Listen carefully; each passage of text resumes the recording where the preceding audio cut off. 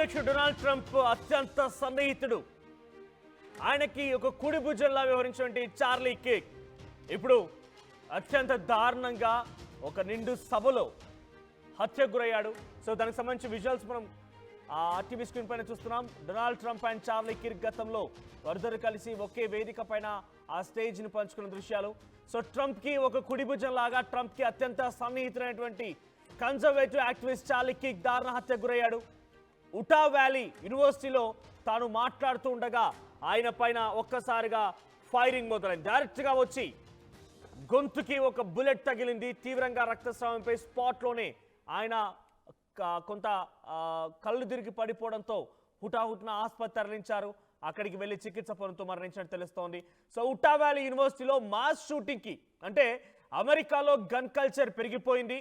బహిరంగ ప్రాంతాల్లోనే ఈ రకంగా దారుణం కొంతమంది వ్యక్తులు దాడికి యత్నిస్తూ ఉన్నారు.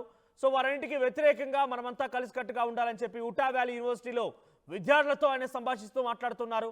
He's a famous radio show, podcast show ఒక హోస్ట్గా తెలుస్తోంది. సో ఆయన అక్కడ విద్యార్థులతో మాట్లాడుతూ ఉండగా అప్పటికే అక్కడికి సభకు వెళ్లేందుకు ప్రయత్నం చేస్తూ ఉంటే వ్యతిరేకతను ఎదుర్కొన్నాడట. సుమారుగా ఆయన ఇక్కడికి రాకూడదు అని చెప్పి ప్రభుత్వంలో ఏకంగా డొనాల్డ్ ట్రంప్కి అత్యంత సన్నిహితులుగా ఉన్నారు కాబట్టి జనరల్గా ప్రతిపక్షాలు ఉంటూ ఉంటాయి, అపోజిషన్స్ ఉంటూ ఉంటాయి.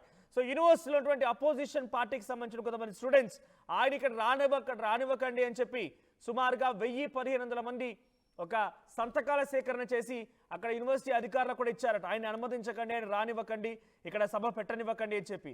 ఆయన అయినప్పటికీ వచ్చినటువంటి నేపథ్యంలో ఆ వ్యతిరేకతను ఎదుర్కొన్నాడు. ఆయన వచ్చినటువంటి దారులు ఆయన అడ్డగించారు, ఆయన రాకుండా అడ్డుకున్నారు. ఎలాగైనా సరే ఆయన ఆ సభా ప్రాంగణానికి చేరుకున్నారు. సభలో ఒక విద్యార్థి అనేటువంటి ఆ ప్రశ్నకి సమాధానం చెప్తుండగా ఒక్కసారిగా గన్ ఫైరింగ్ జరిగింది. డైరెక్ట్గా వచ్చి ఆ బుల్లెట్ గొంతుకు తగిలింది.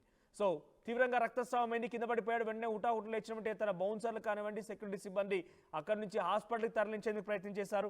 సో హాస్పిటల్కి తరలించినటువంటి మార్గంలోనే ఆయన కొంత కంప్లీట్గా కొలాప్స్ అయినట్టు తెలుస్తోంది. హాస్పిటల్ తరలించి అక్కడ చికిత్స అందిస్తుండగానే ఆయన ప్రాణాలు కోల్పోయాడు.